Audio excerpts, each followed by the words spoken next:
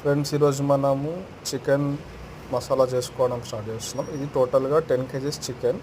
So first మనం కారపొడి వేసుకున్నాము, తర్వాత మనకు కొరియాండర్ పౌడర్ వేసుకున్నాం. దెన్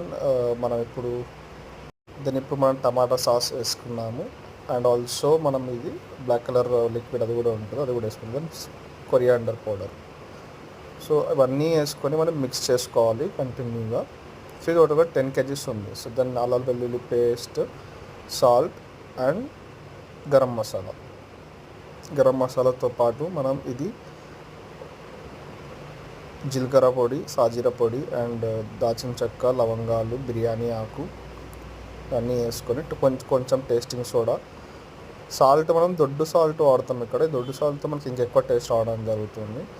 అండ్ నెక్స్ట్ వచ్చేసి మనకి ఇది కొత్తిమీర, కరివేపాకు అలాంగ్ విత్ మనకి ఇది ఆనియన్ కూడా వేసుకొని ఉంటున్నాం.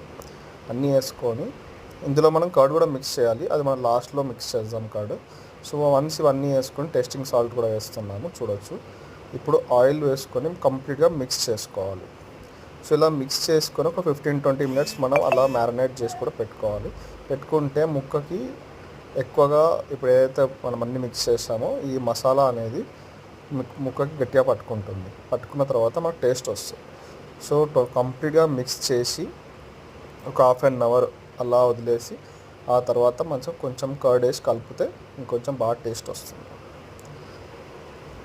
ఇది టోటల్గా 20 kgs అని అనుకున్నాం, బట్ 10 kgsతోనే స్టార్ట్ చేసాం ఫస్ట్.